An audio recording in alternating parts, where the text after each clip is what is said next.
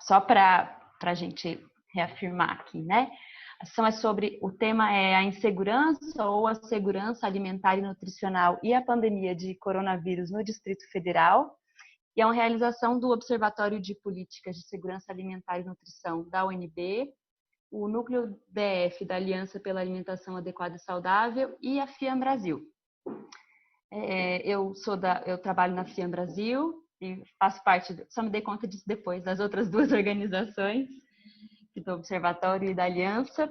E aí estamos na organização junto comigo a Beta, que já falou com todo mundo, a professora Annelise Risolo, que é do Observatório, dá um tchauzinho, Anne.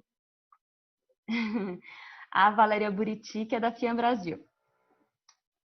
E a gente vai... Aí, a ideia um pouco de fazer essa reunião era da gente entender melhor o que está acontecendo no Distrito Federal, sobre qual que é a situação do Distrito Federal com relação à segurança alimentar e nutricional nesse momento de pandemia, né? Que a gente tem, além de todas as questões das contaminações e de saúde, de tudo que está acontecendo, a gente tem também alguns grupos que já eram um tanto vulnerabilizados, sofrendo um risco ainda maior de sofrer insegurança alimentar e nutricional. E aí a gente está falando tanto da população em situação de rua, como as famílias de baixa renda, trabalhadores informais que tinham que sair de casa todo dia para conseguir trabalho, mas estamos falando também de crianças que conseguiam realizar pelo menos uma alimentação na escola todos os dias e agora não conseguem mais, as famílias têm que lidar com isso. Agricultura familiar também, que tinha uma relação com a alimentação escolar e que isso também está sendo dificultado. E aí, para a gente entender como que tanto o governo como a sociedade civil têm lidado com essas situações para garantir o direito humano à alimentação de todos e todas. A gente entende que a segurança alimentar ela começa desde a produção de alimentos, seguindo todas as etapas, até o acesso a um alimento adequado e saudável para todos e todas. Então, a gente tentou olhar um pouco, chamar algumas pessoas de secretarias do governo que respondem por políticas dessas etapas, que fazem a comida chegar até as pessoas, além de um representante do Legislativo, do DF, que é o Fábio, que também tem feito algumas ações, e da sociedade civil, com o projeto Dividir, que também está aqui representando, né, o Lucas, que também vai apresentar algumas coisas que a sociedade civil também está fazendo. Então, a ideia é a gente conhecer, refletir um pouco sobre essa situação e descobrir o que dá para a gente fazer, mesmo as pessoas que não estão nesses lugares, como que elas podem contribuir, como que a gente pode fazer isso acontecer melhor. Então, a dinâmica vai ser um pouco assim... A gente vai dividir, como são muitas pessoas, a gente vai dividir em 2 blocos de perguntas. Nós já passamos as perguntas para os convidados e convidadas, para a gente ser bem objetivo, e depois vão ter algumas sínteses. E, infelizmente, dessa vez a gente não vai conseguir abrir para perguntas, mas quem quiser escrever, pode escrever no chat, a gente tenta ver se consegue fazer as pessoas durante as falas responderem, mas eu vou pedir para todo mundo ser muito certinho com o tempo, porque nós somos muitos e todo mundo queremos falar, né? E então eu vou avisar do tempo e aí vocês vão concluindo. Nesse primeiro bloco a gente vai ter de 5 a 8 minutos, eu aviso quando der 5, aviso quando der 7, e aí depois quando der 8 eu vou ser mais dura, porque tá, para a gente conseguir falar tudo. Bom, deixa eu ver se eu conto de tudo. Bom, a primeira pergunta, então... E aí, gente, eu vou começar... a única questão da ordem que a gente teve foi que a gente vai começar com o Fábio Félix, porque ele tem sessão na Câmara às 3. E aí, então, ele vai precisar sair e vai entrar a Dani Sanches, né? Isso, Fábio? Para te responder o segundo bloco de perguntas, né? E aí, o primeiro bloco para a gente começar a nossa conversa é... Como que está a situação de segurança alimentar e nutricional aqui no DF? O que está sendo feito? O que a gente está conseguindo fazer até aqui? Então, com a palavra, inicialmente, o Fábio.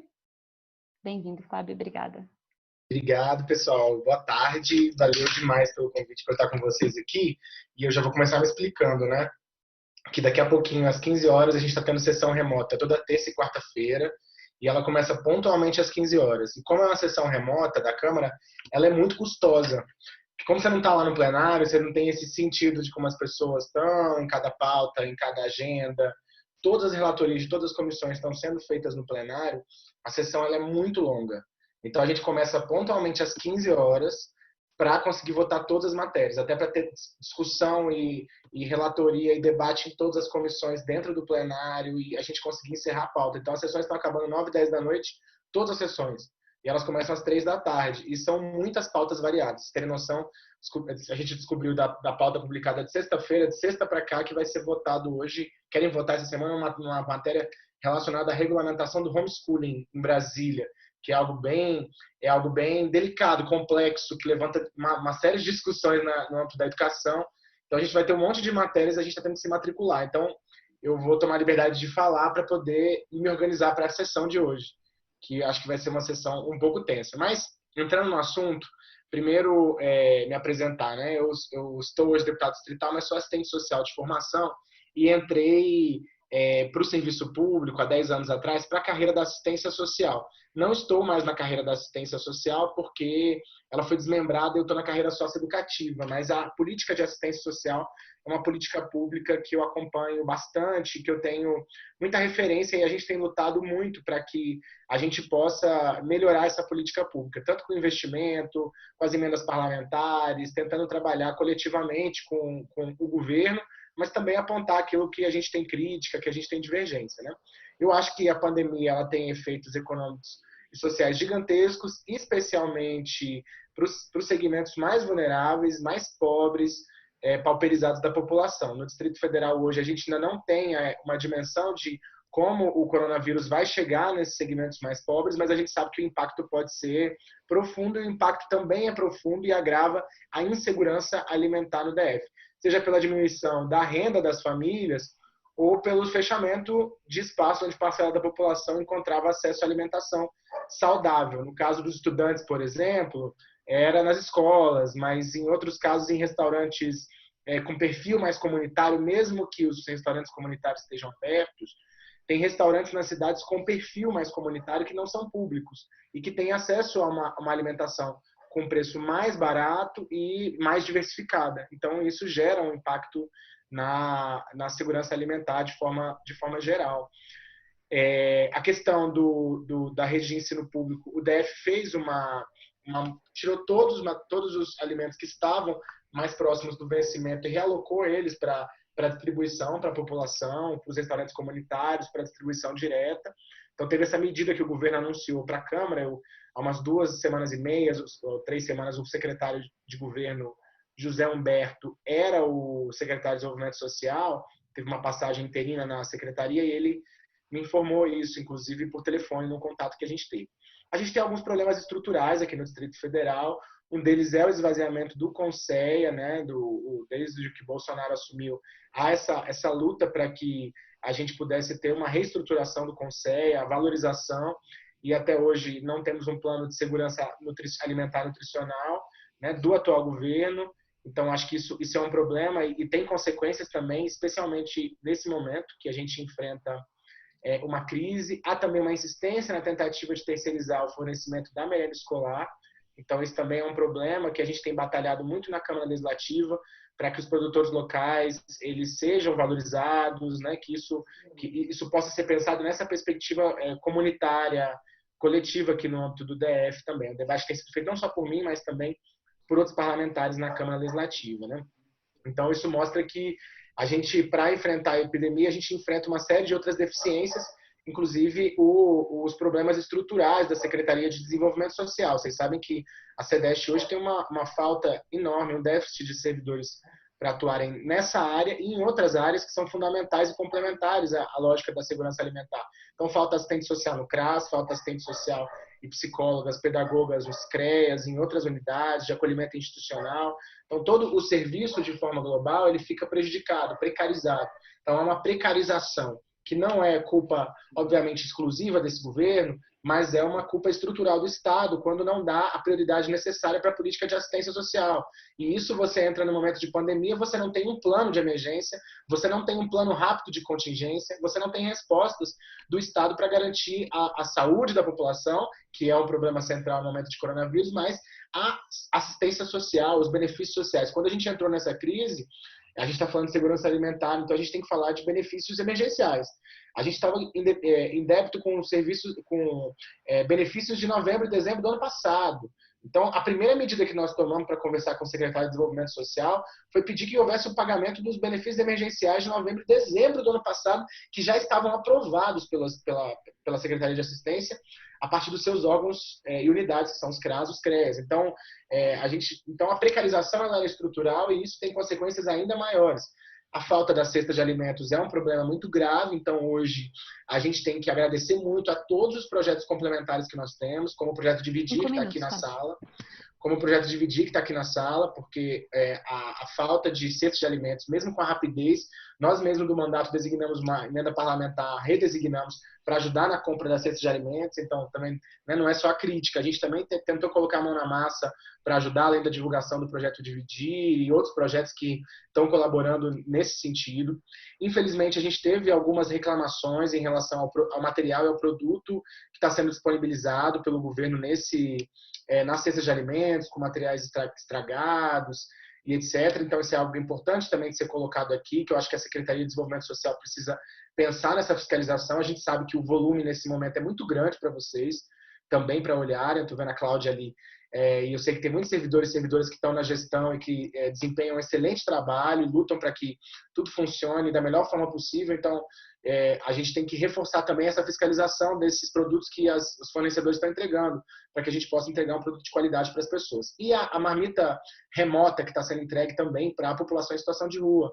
Isso precisa de uma fiscalização, isso é muito importante, né? Porque a gente também tem recebido reclamações. Na Comissão de Direitos Humanos recebemos uma denúncia sobre comida estragada dentro dessa marmita remota que está sendo entregue à população em situação de rua. O Lucas depois também pode falar, mas eles também receberam um relato.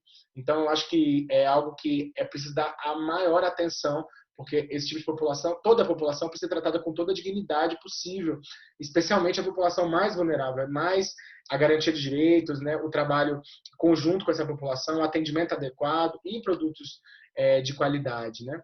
A gente tem acompanhado de perto a dificuldade da cesta de alimentos e temos tentado ajudar, inclusive, como eu disse, com a questão das emendas parlamentares, e a gente se coloca à disposição para colaborar aí da forma como for necessário nesse momento, tanto na fiscalização, porque a gente sabe que tem um impacto muito grande. É importante dizer que, no caso da Universidade de Brasília, a gente tomou uma medida lá atrás, na primeira semana quando o governo suspendeu o passe livre, porque houve uma suspensão do passe livre. E a gente sabe que tem um grupo muito grande na área de estudantes da universidade que se alimentavam na universidade, para buscar marmita na universidade, primeiro no RU, depois quando o RU fechou, esses estudantes eles tinham acesso a uma bolsa, precisavam transitar minimamente. Então a gente conseguiu, com a Secretaria de Mobilidade, a gente fez uma mobilização, a Secretaria de Mobilidade incluiu junto ao cadastro do BRB a liberação para esses estudantes, para eles poderem ter acesso ao passe livre e também conseguirem chegar na universidade para se alimentar. Então, foi uma preocupação nossa. Estamos atentos aí ao problema, à questão, estamos à disposição também. Temos uma série de relatos na Comissão de Direitos Humanos que a gente tem enviado para as autoridades, especialmente para as sedes, mas também para outras autoridades que acompanham a situação. E o nosso gabinete e a Comissão de Direitos Humanos estão à disposição para esse trabalho conjunto, coletivo, para a gente poder atuar para melhorar o atendimento à população. Obrigada, Fábio. Falei correndo, né? Essa função é horrível, né? Porque eu fiquei falando, tem que ser rápido, aí a pessoa fala... E eu acelerando. Eu já não falo devagar, gente. Desculpa aí se não fui tão claro. Não, foi claro, a gente precisa cuidar do tempo mesmo. Obrigada, Fábio. Então aí a gente segue então o segundo bloco com a Dani, não é isso? Isso, exatamente. Ela vai entrar aqui, tá bom? Ela já está com o link, já está com as informações, tá bom? Obrigado, gente. Um abraço, boa reunião para vocês aí. Obrigado pela oportunidade, viu? Até mais. Tchau. Até, Fábio. Boa reunião. Tchau. Obrigado. Gente, agora a gente vai ouvir a Carla Lisboa, que é subsecretária de Segurança Alimentar e Nutricional da Secretaria de Desenvolvimento Social do GDF. Bem-vinda, Carla. Obrigada pelo convite, por Obrigada. ter aceitado o convite. Eu que agradeço. Boa tarde a todos. Obrigado pelo convite. Acho que foi bem oportuno essa nossa conversa, porque quando a gente mobiliza várias pessoas, né, na situação em que a gente consegue ver que a gente não está sozinho mesmo, né? Quer dizer, a união está fazendo uma diferença em relação à nossa secretaria, principalmente. E eu digo isso porque hoje a gente tem um cenário com uma demanda muito, muito além do que nós estávamos preparados e estruturados, tanto fisicamente, né, quanto em termos de estrutura e recurso humano, mas também em atendimento imediato dessas necessidades que até o momento a gente tinha uma conduta e, de repente, isso vem para a gente com uma demanda urgente de aumento aí da necessidade com relação à dispensação das cestas e também da alimentação nos restaurantes comunitários, porque a gente não pode parar. O que eu trago aqui é que todo o esforço que tem sido feito para atender as populações que são mais vulneráveis e a inclusão de outros, né, em que até o momento a gente não tinha tanta proximidade, como o caso da população de rua, a gente vem trabalhando junto, bem próximo com a Subsas e com as empresas que nos fornecem esse tipo de serviço. E isso é a diferença porque a gente percebe que, pelo menos internamente, nós estamos fazendo esse alinhamento para responder de maneira bem imediata. O que acontece é que também, como toda estrutura, né, com reformulação e renovação de um quadro muito grande, mesmo ainda sendo deficitário, mas ainda está com alguma reformulação de cargos, a gente começa a fazer as nossas alianças de novo para poder dar respostas.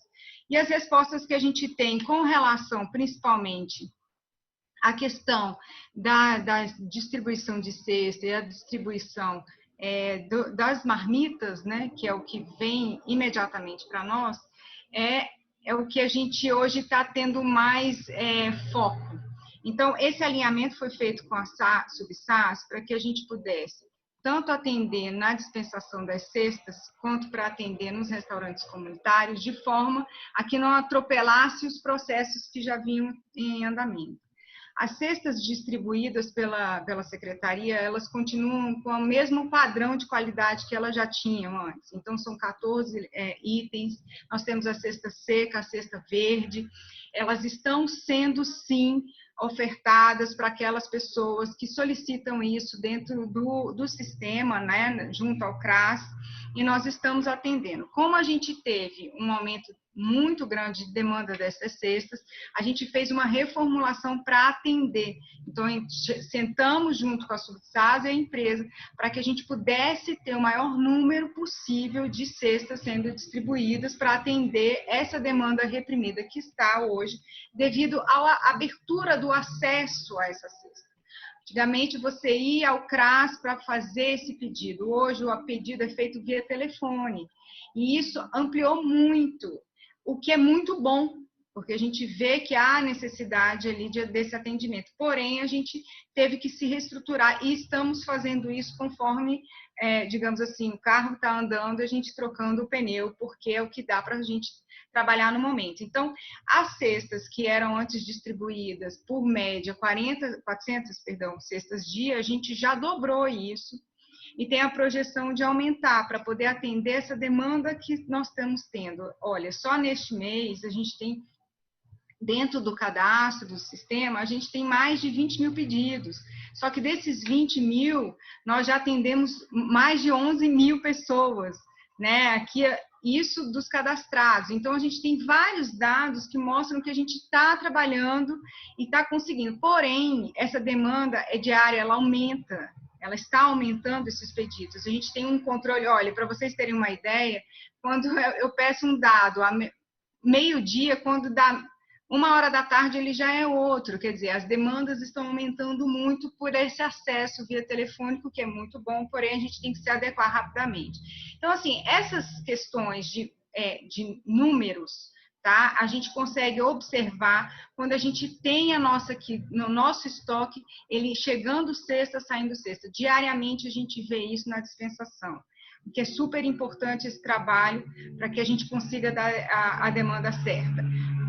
Além disso, paralelo a isso, nós tivemos uma força-tarefa que foi feita na Semana de Santa, em que várias instituições doaram alimentos. E esses alimentos doados, eles tinham a destinação que era para essa população que estava ali precisando, reprimida. E foi feita uma mobilização com a polícia militar, com o corpo de bombeiro, para que isso fosse distribuído. E foram distribuídas também mais de 8 mil cestas. Então, assim, a gente tem bastante ações sendo trabalhadas. Só que a gente gostaria de deixar claro que existe uma diferença das doações que estão sendo feitas, que isso é feita pela própria sociedade, e nós temos a nossa cesta trabalhada juntamente com os CRAS. Tá? Isso é uma consideração importante, porque existem observações, mas a minha cesta é maior, é menor, ela tem uma tal qualidade, assim, porque existia toda uma força-tarefa por trás, porque a gente tem a sociedade participando, e a gente tem que, né, disponibilizar os nossos meios de distribuição para isso. Eu estou falando especificamente isso, porque como a gente tem pouco tempo e foi exatamente as pautas que o deputado trouxe para a gente, eu gostaria de responder, aproveitar e já ir respondendo, tá? Com relação aos restaurantes comunitários, a gente tem o funcionamento normal desses restaurantes, claro, né, normal, com algumas restrições. Ali você tem observações de como fazer os procedimentos de prevenção. As pessoas estão tendo acesso à alimentação por meio das marmitas, porque elas estão sendo porcionadas para entrega. As pessoas podem e estão consumindo até mais de uma marmita, porque se chegar, né, mostrando a situação da família, eles estão disponibilizando também.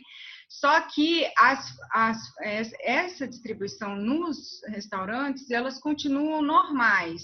Nós temos aí a média de 3 mil a 4 mil, dependendo, eu vou falar, depende, obviamente, da localidade, do restaurante, tá? E com relação às marmitas que estão sendo distribuídas para a população de rua.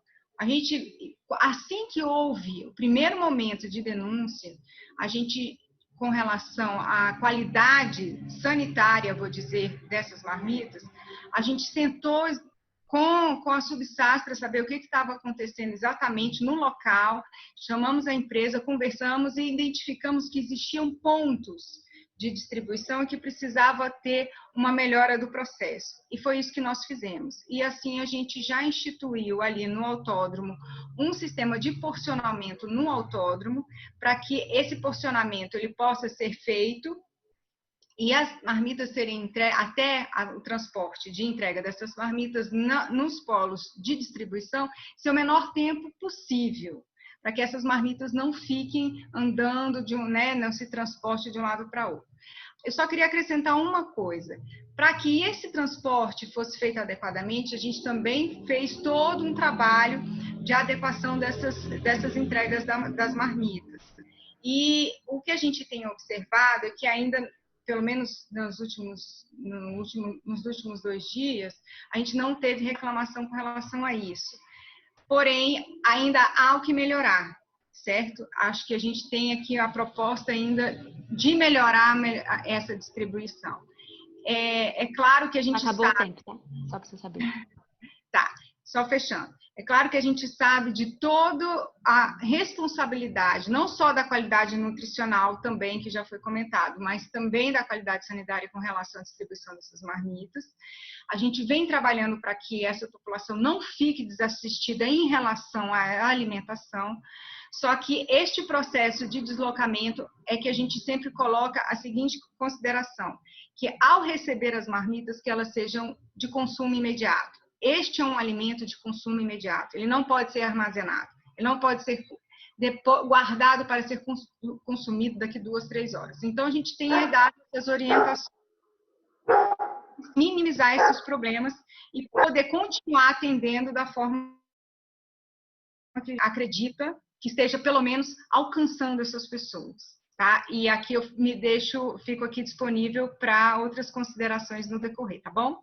Obrigada. Obrigada, Carla. A gente depois volta no segundo bloco, né? Os desafios. A gente agora vai passar para o Lucas Amu, do Projeto Dividir. Pode ser, Lucas? Bem-vindo, Lucas. Obrigada. Eu vou avisar com 5, depois eu aviso com 7. Seu microfone está bloqueado. Tá me ouvindo agora? Sim. Tá, legal. Então, acho que o tema não é a minha especialidade, não é a minha formação, mas acho que imagino que vocês tenham me convidado para colaborar com o projeto, a minha experiência, enfim. Eu sou proprietário da Objeto Encontrado e desde que começou a pandemia, a gente teve que assim, mudar muito nossas atividades dentro da Objeto e, paralelamente a isso, a gente teve essa ideia do projeto Dividir, que junto a preocupação com a saúde financeira da Objeto passou a ser uma preocupação muito forte para a gente, que é como a gente pode colaborar com as pessoas que são mais vulneráveis que a gente. A gente coincidiu as duas operações por um tempo, durante mais ou menos uma semana, mas isso foi inviável porque a gente teve que diminuir muito nossa equipe. Nós somos 12 lá e dentro desses 12 pessoas, só 4 pessoas poderiam trabalhar de forma segura, considerando o transporte público, considerando pessoas que moram ou que são um grupo de risco. Essas pessoas a gente não considera como possível trabalhar, então já foram afastadas com férias e depois, posteriormente, com medida provisória. Então ficou uma equipe muito pequena fazendo a operação tanto do delivery quanto com o projeto. Isso foi insustentável e a gente decidiu durante um tempo, já que também uma operação ameaçava a outra, a gente decidiu ficar só com o projeto Dividir, que a gente acredita ser o mais importante agora, que é a nossa prioridade. E agora já faz mais ou menos um mês e pouco o projeto. A gente tem 2 equipes, uma equipe que produz as marmitas e as outras equipes que distribui essas marmitas e uma pessoa que trabalha de casa remotamente com a prestação de contas, com a parte administrativa. O projeto, ele inicialmente foi pensado para ajudar as pessoas em situação de rua, que é quem a gente tem mais contato lá na Objeto. A gente já criou muitas relações com as pessoas que moram lá, muitos amigos, inclusive. E foi a primeira ideia que surgiu, mas num segundo momento a gente pensou em ampliar essa ideia no sentido da gente explorar o que seria a nossa maior potencialidade, que é, na verdade, de arrecadação. Assim, a gente tem muitos clientes e muitos parceiros que confiam muito na gente, que colaboram muito com as nossas iniciativas. Então, a gente decidiu focar isso e centralizar essas arrecadações para a gente ajudar outras entidades que estão presentes dentro das suas comunidades e já fazem esse mapeamento de quais famílias, de que pessoas ali precisam mais. Então, e a gente procurou, apesar de ter procurado instituições que poderiam atender também pessoas em situação de rua, fazendo marmitas, ninguém topou, dado o desafio novo, né, que é para a gente fazer comida, trabalhar com alimentação numa pandemia. Mas então a gente decidiu a gente mesmo fazer as comidas. As outras instituições distribuem os produtos de limpeza, higiene pessoal e cestas básicas. A gente iniciou o projeto com 6 instituições, que é o que a gente acreditava ser capaz de atender. Hoje, depois de um mês e pouco, a gente já está atendendo 20 instituições com esses produtos. Todo tipo de instituição, órgãos públicos como o CAPES, Centro Pop, assentamentos do MST, acampamentos do MST, do FNL também.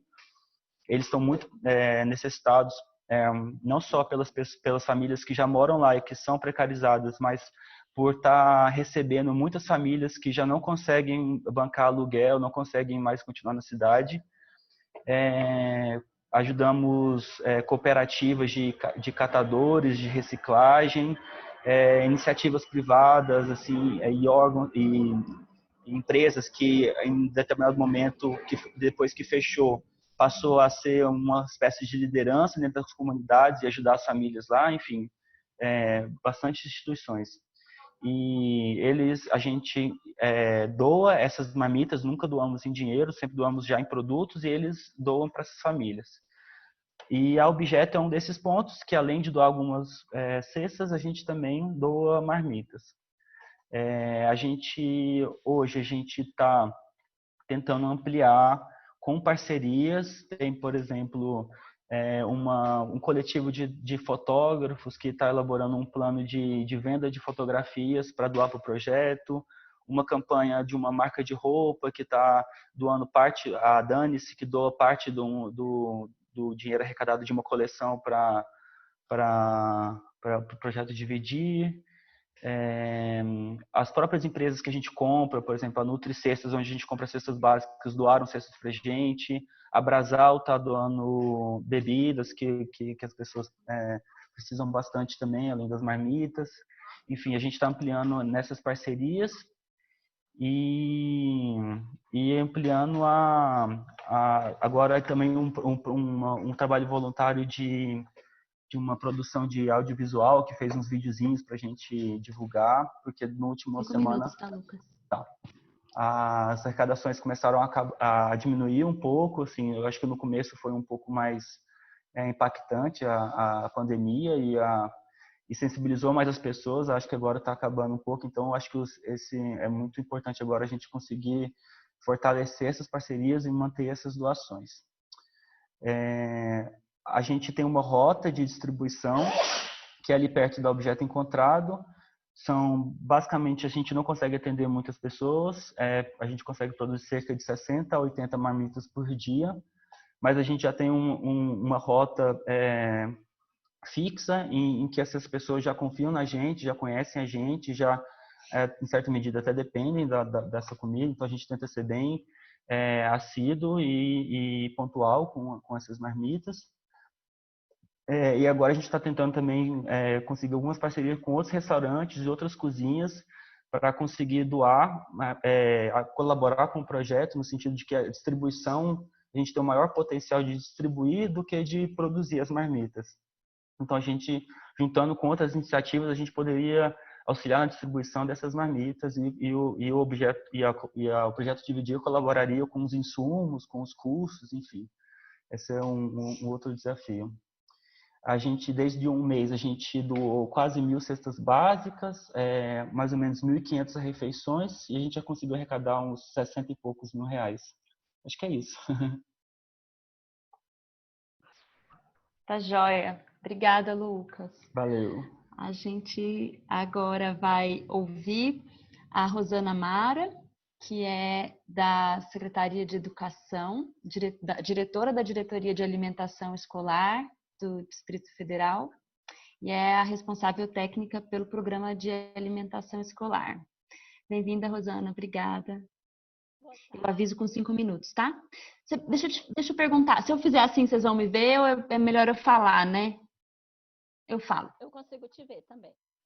Tá. Rosana, só tá bem baixinho. Você podia falar um pouquinho mais perto, por favor? Será que melhora? Continua falando. Melhorou? Senão Melhorou. você não consegue saber, né? Eu vou segurar aqui então o microfone para ver se fica um pouquinho melhor. Tá joia. Se eu Obrigada. aumentar aqui, ajuda. Boa tarde a todos. Meu nome é Rosana. Estou como diretora de alimentação escolar da Secretaria de Educação e sou a responsável técnica pelo PENAI no âmbito do Distrito Federal. De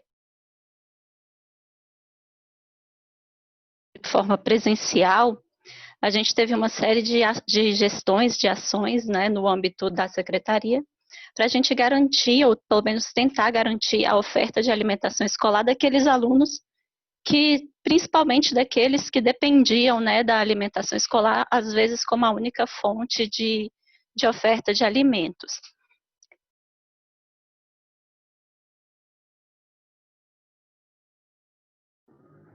E aí, logo do GDF, que a assistência do programa Bolsa Alimentação, por meio de repasse financeiro, aquelas famílias beneficiárias do programa Bolsa Família. Então, a oferta de refeições com base no número de refeições que os alunos faziam nas escolas foi repassada para as famílias por meio de recurso financeiro.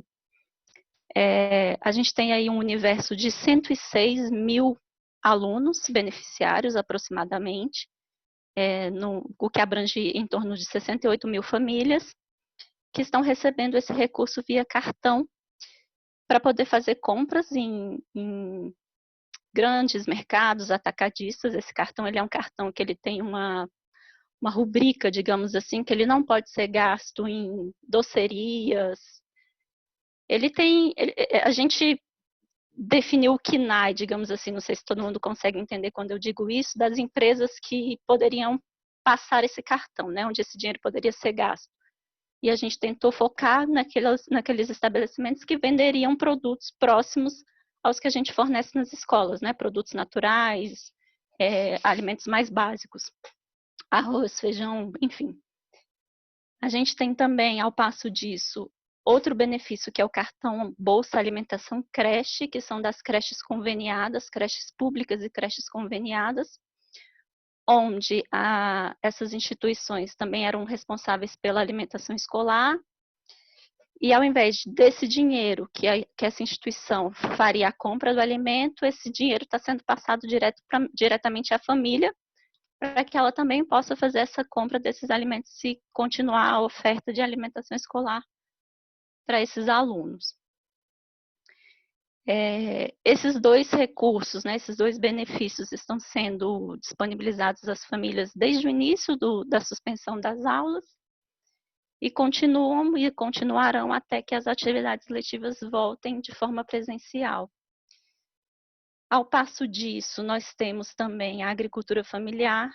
A gente tinha um chamamento público marcado para o dia 26 de março, e aí com a suspensão das atividades presenciais, a gente teve que suspender esse chamamento, porque a resolução da FNDE, ela traz que toda essa apresentação de propostas, projetos de vendas, devem acontecer de forma presencial pelos agricultores, então a gente tinha muito esse contato mesmo com a própria cooperativa, com o agricultor, que inviabilizou a realização da chamada naquele momento. Nós fizemos uma consulta formal ao FNDE à época, inclusive a resolução ela veio muito ao encontro do que a gente questionou, toda essa forma de realização do chamamento público da agricultura familiar, que a resolução 2 de 2020 do FNDE trouxe de forma remota, não presencial, via encaminhamento dos projetos de venda por e-mail, foi devido a um questionamento que nós fizemos para que a gente possa finalizar o nosso chamamento e ter essas contratações vigentes para que a gente possa fornecer esses alimentos aos alunos. Então, tão logo a gente consiga fazer esse chamamento, que está marcado para o dia 5, agora do 5, a gente consegue assinar os contratos e fornecer, e aí é uma ideia da Secretaria de Educação, fazer o fornecimento dessa cesta de alimentos da agricultura familiar também aos alunos. E aí a gente conseguiria, inclusive, ampliar esse universo que hoje a gente está atendendo de 106 mil beneficiários, que são apenas os do Bolsa Família, para talvez abranger o universo todo, né, de total dos alunos matriculados na rede. A gente teve uma parceria também com a CEDES, quando da suspensão das aulas, a gente tinha todas as nossas escolas abastecidas com alimentos, principalmente in natura. Hoje o cardápio da alimentação escolar ele é muito composto de alimentos in natura, então a gente tinha várias frutas, hortaliças, que a suspensão foi muito repentina e esses alimentos não puderam ser consumidos. E como eles eram extremamente perecíveis, a gente não conseguiu uma gestão de doação que não essa que fosse mais rápido, junto à CEDES. Então, esses alimentos foram destinados à CEDES, que destinou ao público que eles atendem por lá. E, por fim, a gente tem a lei federal, né, que estabelece a distribuição dos alimentos adquiridos com recurso federal diretamente às famílias. Eu vou deixar para o segundo momento da fala, que é o nosso principal desafio. E aí, quando a gente retornar ao bloco, a gente comenta sobre ela. Obrigada. Obrigada, Rosana. Obrigada também pelo tempo que a gente ganha de falar no próximo. A gente vai chamar agora a Carla Carvalhal, que também, na hora que eu falei da sociedade civil, que eu falei de estava falando de quem estava fazendo coisas novas, mas a Carla também é sociedade civil, que é do Conselho de Alimentação Escolar, que é o CAI, do PNAE. Bem-vinda, Carla, obrigada. Tudo bem? Vocês me ouvem? Fala mais pertinho só um pouquinho. Então, tá dando para ouvir bem? Dá. Ok, tá. Então, eu estou no CAI por conta do Observatório Social de Brasília, né? E sou, por formação, analista de informação. Eu sou da UNB também, aí, da Ciência da Informação, mas com um foco muito dentro da área de inteligência. Então, eu vou começar aqui pela lei federal que foi promulgada pelo presidente da República em 7 de abril de 2020, e, na verdade, ela atualiza a lei que a gente chama de Lei PNAE, que é a Lei 11.947. Nessa lei, ela, vamos dizer, a novidade é que ela universaliza o atendimento e obriga que todos recebam a alimentação e gêneros que vinham sendo direcionados para escolas a partir do momento em que temos uma situação de pandemia, ok?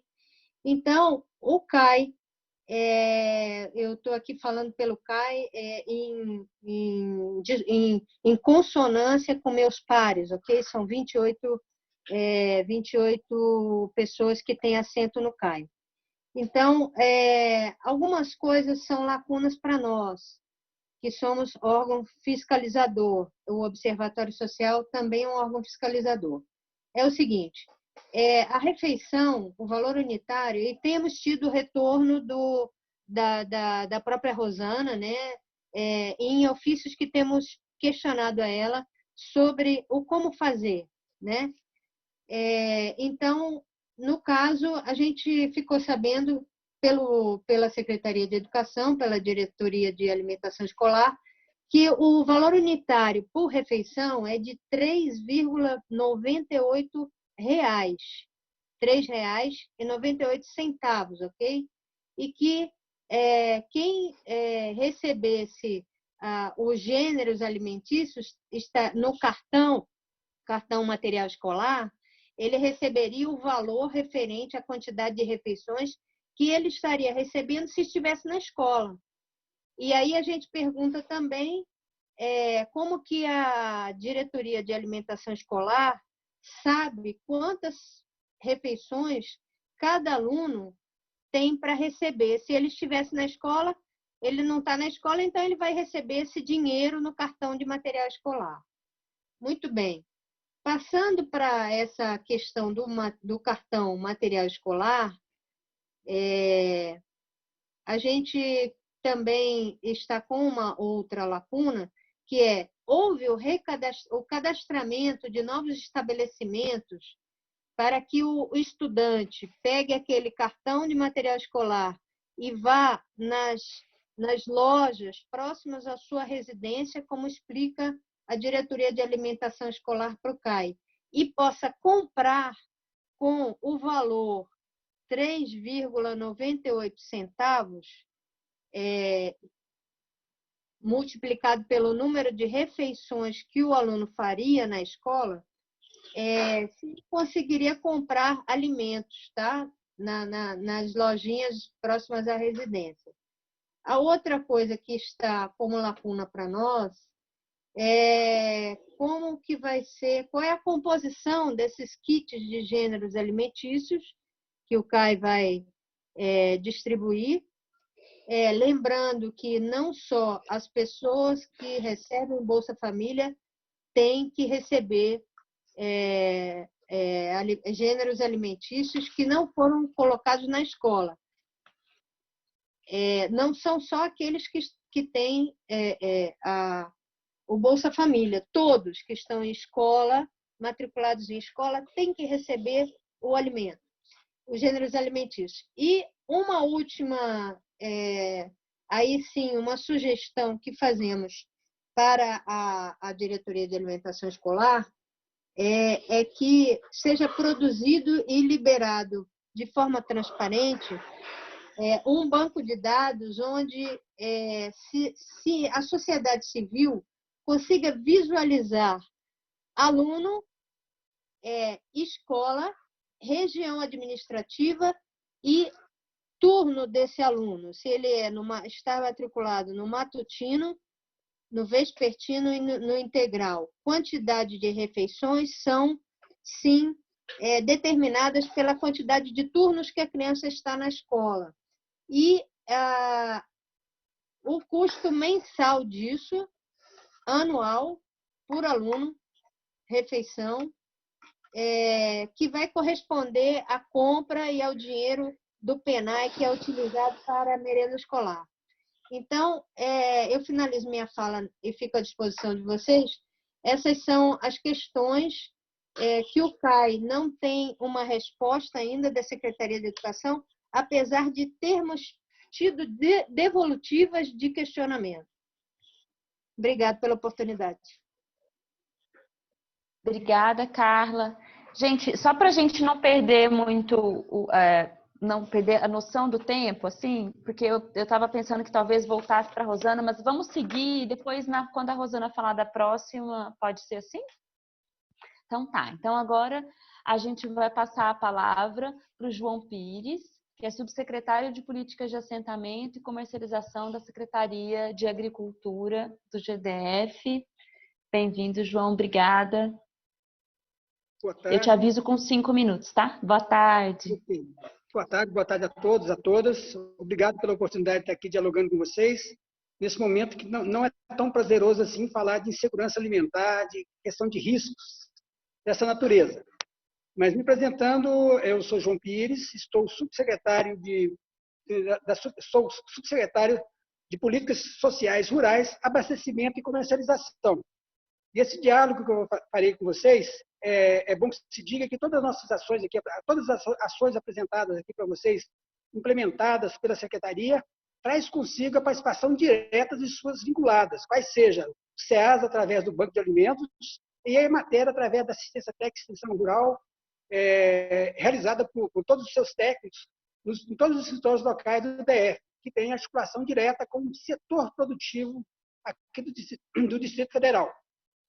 Então, eu acho que para falar do papel importante do sistema agricultura, o papel que nós estamos desempenhando, que já vimos desempenhando e que nesse momento é crucial, é de extrema importância, a gente fala objetivamente do programa de compras institucionais, que é um apoio, que é um trabalho implementado aqui pela Secretaria, que trabalha com duas questões extremamente interessantes e necessárias nesse momento, que é tratar da vulnerabilidade social das famílias carentes que estão em estado de insegurança alimentar e que precisam ter acesso a alimentos e que, por sua vez, agudizou enormemente nesse período, e tratar também da agricultura familiar, que, por sua vez, é o elo mais fraco do setor produtivo, tem sim a necessidade de políticas públicas rurais, políticas públicas específicas para fortalecê-la e que já existem, que com as compras institucionais. Então, por conta disso, a gente, quando a gente apresenta compras institucionais, infelizmente, a gente tinha essa implementação dessa política já há algum tempo no DF, que nos permitiu agora, por conta desse expertise, estarmos, vamos dizer assim, bem mais, com um acúmulo de conhecimento, tem nos permitido dar respostas mais prontas na tentativa de minimizar o risco de segurança alimentar, o risco de vulnerabilidade social que estamos vivenciando.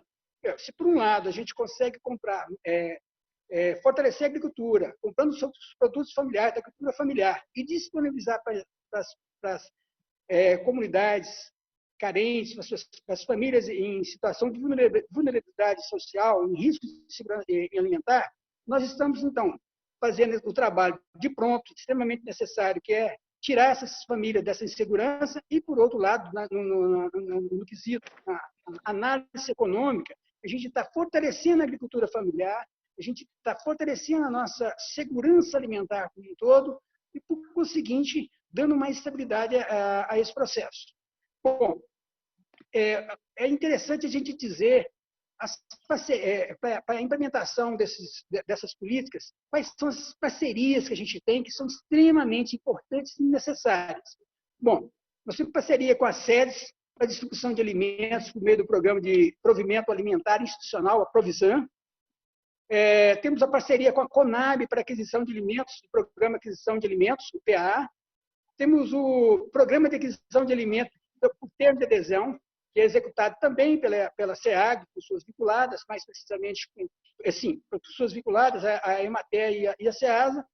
O Programa de Produção de Agricultura Familiar, PAPA-DF, coordenado pela Secretaria, e aqui é bom que se diga que, de pronto agora, frente a essa emergência do momento, o PAPA-DF foi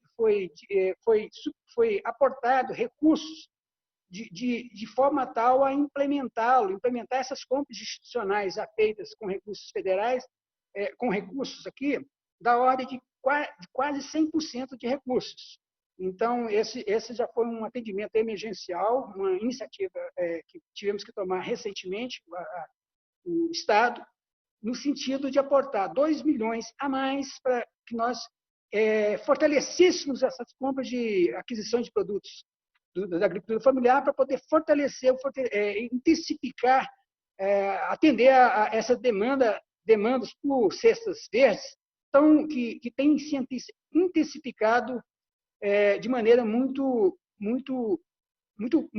de maneira enorme.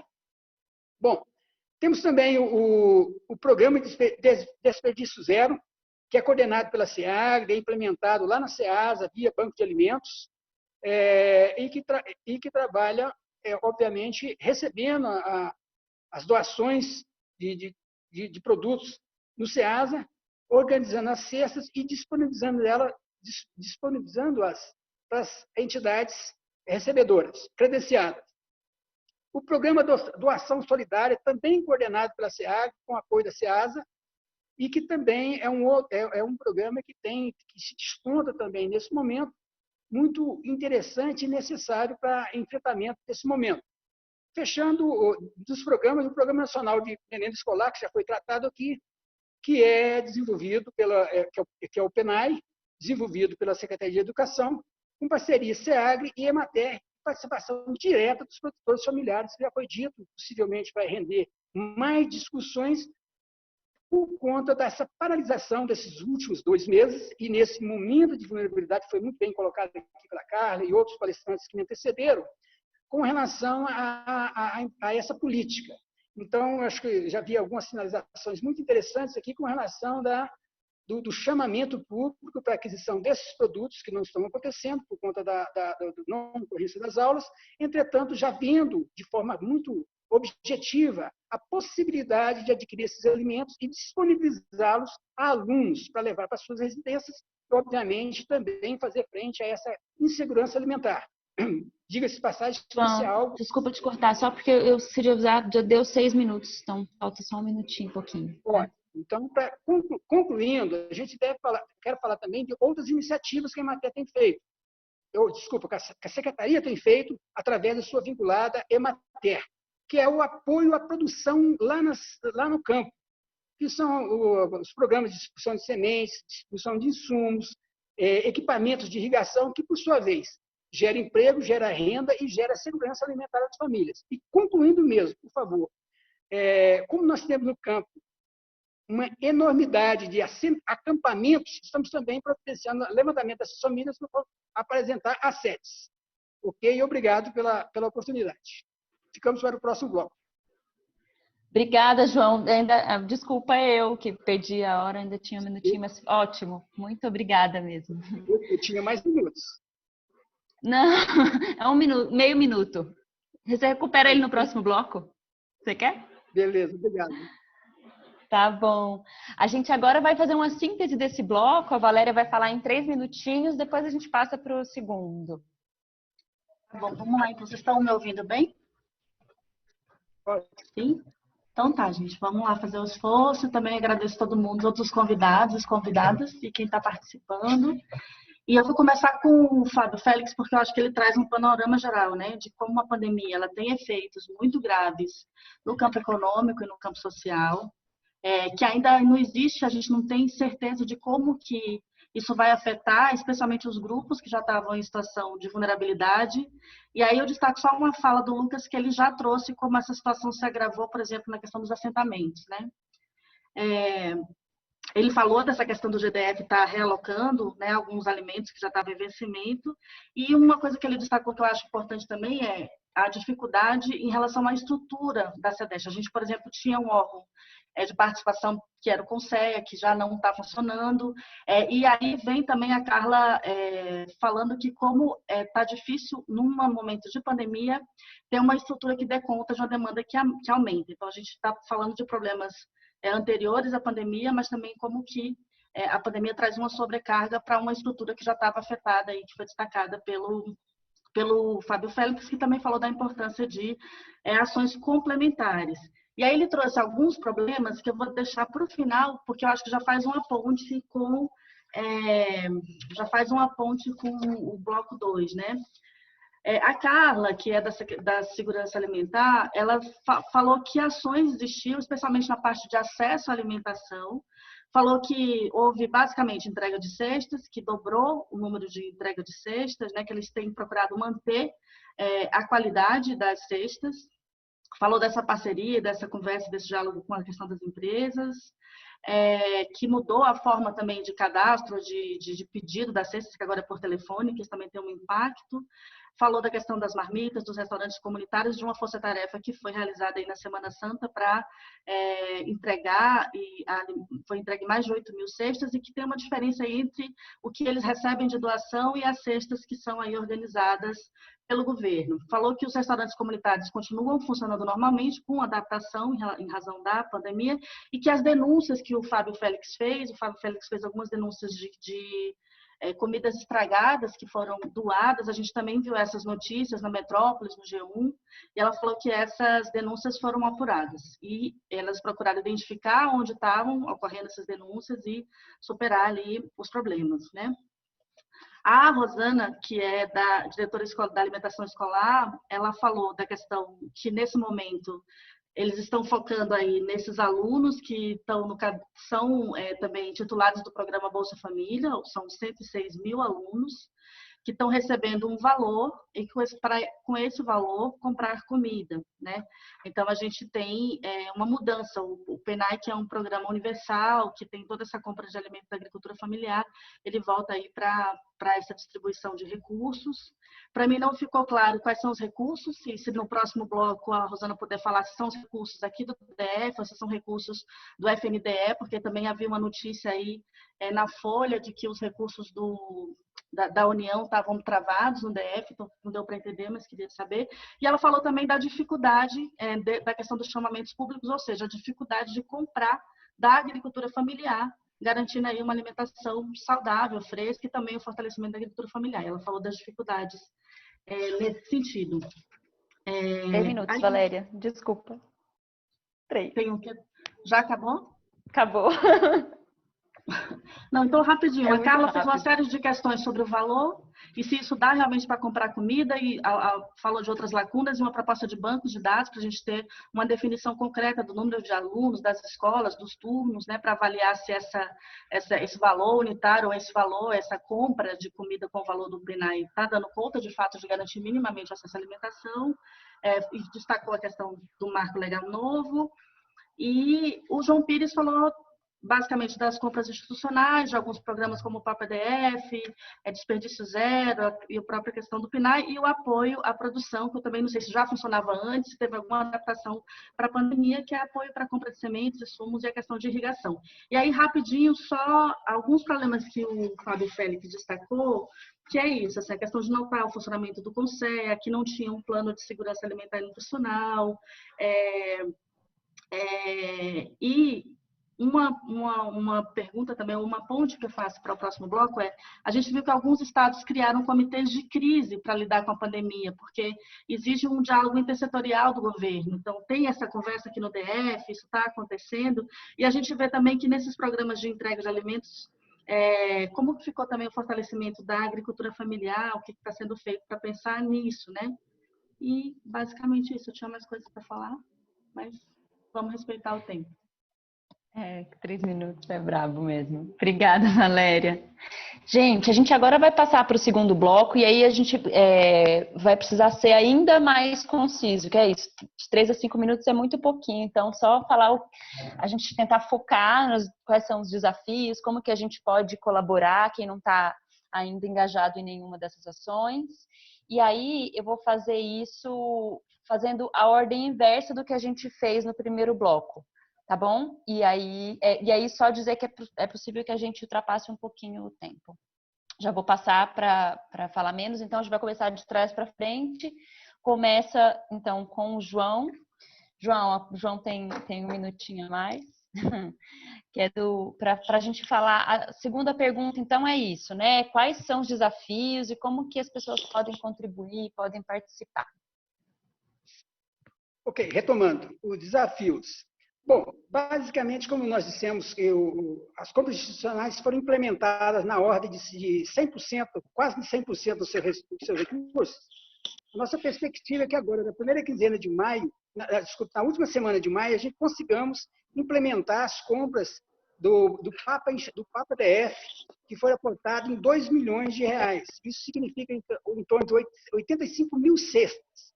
E como até então a nossa distribuição de cestas eram via as instituições credenciadas, e elas estão, a não ser as de caráter continuado, as demais não estão funcionando a pleno vapor.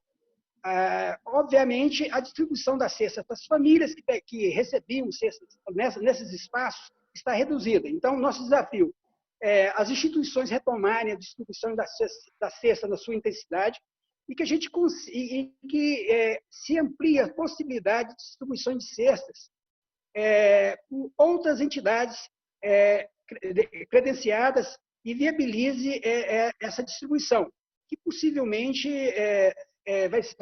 haveremos de trabalhar com as sedes e outros parceiros. Obviamente, então, bem posto, logística de ampliação da demanda, de como atender a demanda, que a demanda existe, e logística de distribuição.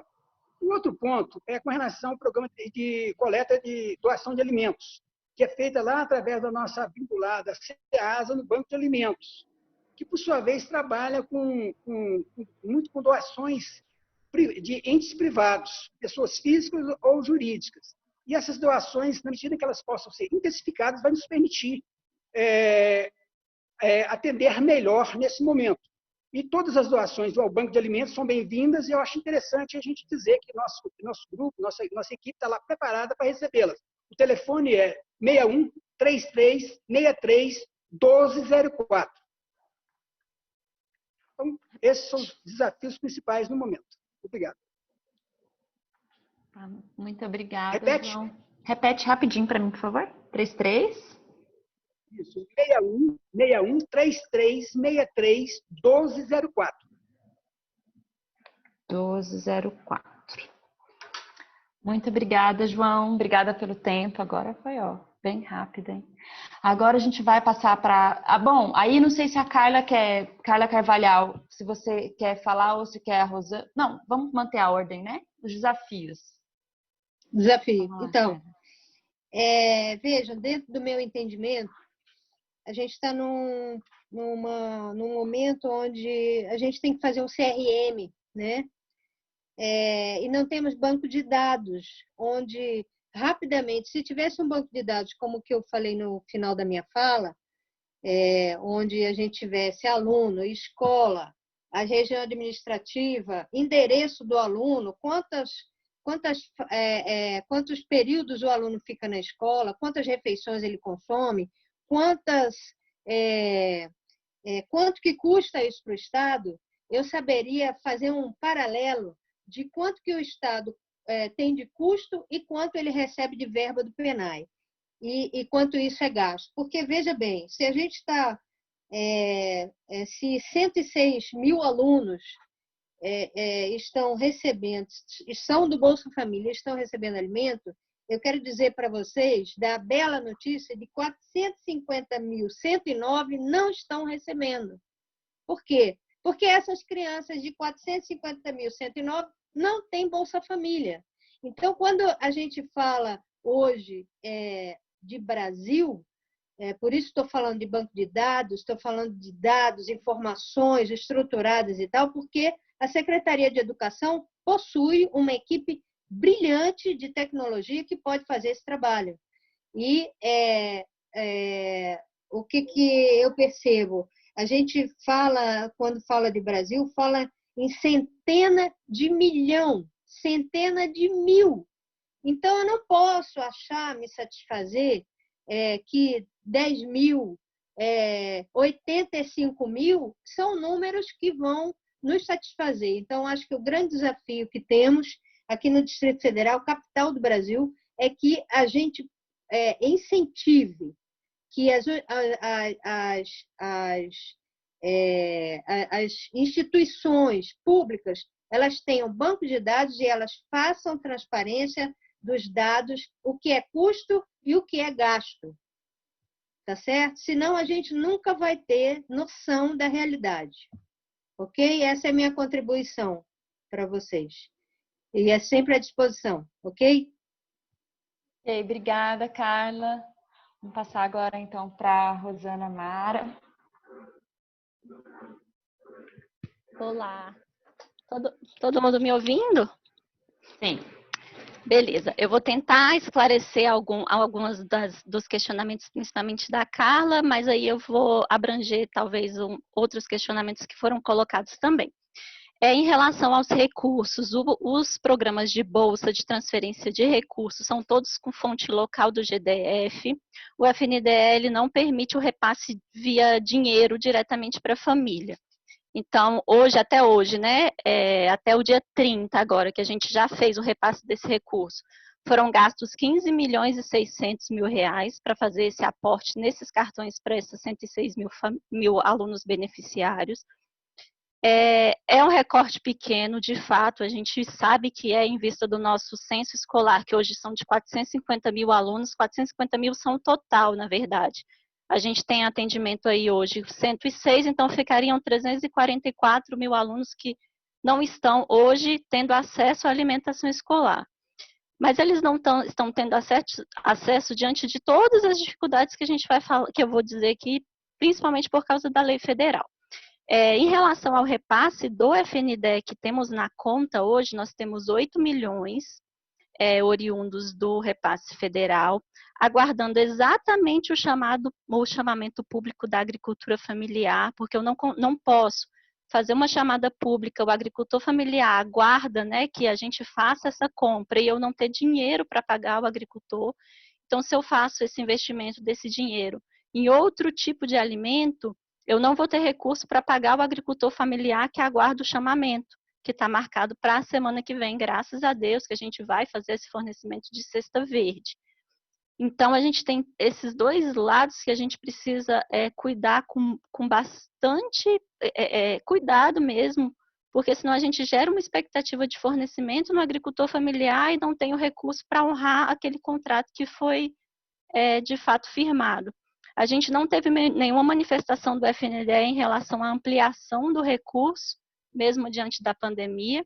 Hoje o FNDE passa para o ensino fundamental, né, que é a nossa grande clientela, 36 centavos por aluno por refeição. O GDF está dando R$ 3,98, então, assim, é um valor muito superior ao passado. A gente não usa, claro, o recurso federal, como eu já disse. Mas a quantidade que está sendo passada para essa família para a compra dessa alimentação de R$ 3,98, por mais que pareça pouco, quando a gente pensa no repasse federal, e alguns estados executam a alimentação escolar apenas com o repasse federal, a gente tem conhecimento disso, é muito menor. Então, assim, seria praticamente inviável qualquer tipo de manutenção de fornecimento na forma com que a lei federal trouxe, com o dinheiro que é repassado pelo FNDE. Por quê, né? Hoje a gente faz compras institucionais para garantir essa alimentação escolar no ambiente escolar. Então, a gente compra pacotes institucionais de alimentos, onde a gente sabe que o alimento, de certa forma, claro, fica mais barato do que se eu comprasse uma embalagem individual. Quando eu compro um pacote grande, hoje o nosso pacote de macarrão, por exemplo, ele tem 5 quilos. Se eu fosse comprar isso picado, né, num pacote pacote de 500 gramas, 1 quilo, que são as embalagens institucionais de mercado, ele seria um pouco mais caro. Então, nessas compras institucionais, a gente consegue aproveitar melhor o recurso, digamos assim. E é exatamente no desafio que a gente tem, que a gente esbarra hoje, quando a gente pega a lei federal que traz essa distribuição desses alimentos direto às famílias. A gente tem, por exemplo, eu coloquei aqui para conseguir citar, o pacote de extrato de tomate. Eu não consigo fracionar um pacote de extrato de tomate porque ele é um pouch. Não sei se todo mundo entende quando eu falo pouch, é aquela embalagem molinha. Eu não posso fracionar isso, eu não tenho como entregar para a família porque ele vai estragar. Então, um pacote de 2 quilos que atenderia no ambiente escolar 57 alunos por mês, porque o extrato de tomate ele é concentrado, eu vou dar para um aluno só? E esses outros 57 ficarão assistidos como em relação ao extrato de tomate? E aí eu tenho óleo, eu tenho vários alimentos nessa mesma situação. Então, minutinho, tá? Tá, Joia. Esse fracionamento, então esse é o principal desafio, eu queria discutir essa lei durante horas. O principal desafio da gente, quando a gente pegou essa resolução do FNDE, que todos aqui são da área, devem já ter conhecimento, que ela trouxe essa distribuição desses alimentos institucionais diretamente para a família, a gente discute isso no âmbito técnico com as nutricionistas durante vários dias já, e a gente não conseguiu achar uma forma de fazer essa distribuição desses alimentos, principalmente pelo risco sanitário, porque quando a gente pensa em segurança alimentar, a gente está falando aí de segurança sanitária também, não apenas de você garantir o alimento, mas garantir o alimento de uma forma segura, a fim de que essa família não tenha nenhum tipo de toxinfecção, enfim. Contaminação de alimentos é uma coisa muito complicada, a gente teve o problema com a C10, infelizmente, foi na mídia e isso tem se reverberado. Então, a gente tem que ter muito cuidado, até porque quando a gente pensa em alimentação escolar, a maioria da nossa clientela são crianças. Então, esse fracionamento ele não pode ser feito de qualquer jeito. Nossa clientela nosso público, né, de merendeiras, que seria a principal mão de obra nesse fracionamento desses alimentos, grande parte delas é grupo de risco, a gente já ficaria desassistido de mão de obra. Enfim, tem outros pontos que eu queria falar, mas meu tempo acabou. Mas respondendo diretamente a Carla, tudo isso que ela colocou, a gente consegue passar tranquilamente banco de dados, quantidade de refeições que cada aluno recebe, quanto que foi o repasse a cada família, isso tudo tem de fato no sistema da Secretaria de Informática, a gente consegue facilmente, o aluno consegue sim comprar o alimento com o cartão no supermercado perto de casa, a gente vetou docerias, quitandas, locais onde vendem alimentos que não seriam relacionados assim pela lei do PNAE, né, não seriam autorizados, mas supermercados e estabelecimentos que vendem alimentos usuais, tradicionais, ele consegue comprar. Rosana.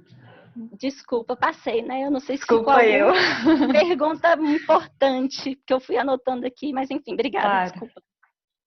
Imagina, é só para a gente não perder as pessoas, né? Muito obrigada, Rosana. E você tinha a dupla função de responder a Carla, né? Agora, Lucas? Oi. Então, acho que o nosso maior... Tá todo mundo me ouvindo? O nosso maior desafio agora, eu acho que é a manutenção do projeto. A gente não entende que é uma coisa que vai acabar a curto prazo. Por isso a gente já tem um planejamento dentro do objeto da gente não reabrir a operação da objeto encontrado pelo menos até julho. Então, dentro desses 2 meses para frente, a intenção é que a gente foque 100% no projeto.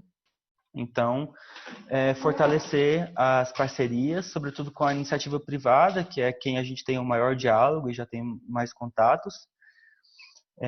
Tem um projeto paralelo que a gente está fazendo também, que é específico para as cafeterias, que é uma campanha de arrecadação coletiva, que envolve pensar a cadeia, essa fragilidade da cadeia dos cafés especiais. Então, vai ser uma espécie de vouchers, uma coisa paralela ao projeto Dividir, uma espécie de vouchers que os clientes vão comprar, mas esse dinheiro não vai ficar com a cafeteria, nesse primeiro momento. Ele vai ter que ser doado imediatamente às torrefações e as torrefações imediatamente aos produtores, porque eles têm uma janela de produção que é muito pequena e se eles não conseguem arcar com esse planejamento, todo o planejamento do próximo ano também é influenciado, enfim. Então, isso vai ser divulgado mais para frente. E uma outra parceria que eu acho que é mais importante até para a gente é com o MST. Não vem de agora essa relação. Todo o arroz que a gente usa no objeto encontrado já há um bom tempo é do MST. Os almoços, tanto de sexta quanto de sábado, são almoços que são feitos com ingredientes 100% MST, de um assentamento lá de Planaltina, o Ozzy Alves 3. A gente tem um CSA também de um produtor do MST lá no objeto encontrado. Enfim, é uma relação que a gente tem muito carinho. E é muito importante porque a gente está dentro do ramo da alimentação e para além da questão da saúde, para além da questão da agricultura familiar, uma coisa que para a gente é muito importante é entender, que é uma bandeira muito importante para a gente, é entender a alimentação como um ato político. E o MST consegue reunir todas essas causas em uma só, né? Então a gente tá falando aí sobre agricultura familiar, está falando sobre alimentação saudável, que entra no Brasil com um discurso extremamente elitista, então a gente consegue deslocar esse lance da causa ambiental e da saúde para um discurso que está associado à agricultura familiar e, sobretudo, à reforma agrária. Então, essa pauta é muito importante para a gente. Aí, no projeto Dividir, a gente está iniciando agora uma parceria mais forte, que vai ser... A gente já fez algumas postagens, mas isso vai ser discutido mais para frente também, que as doações, elas vão ter as opções, não só de doar para o projeto, e a gente remanejar esse dinheiro como a gente tem feito até agora, para cestas básicas, produtos de limpeza, mas o doador vai ter a opção dessa doação ser especificamente para o MST. Então, a gente está com uma parceria com 4 assentamentos e essa doação específica vai ser só para esses assentamentos e a compra desses produtos deles.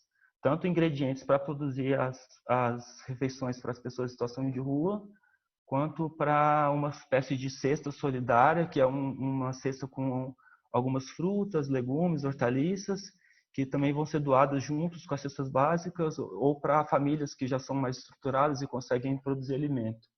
Então, acho que essa relação com o MST é muito importante citar. E acho que é isso.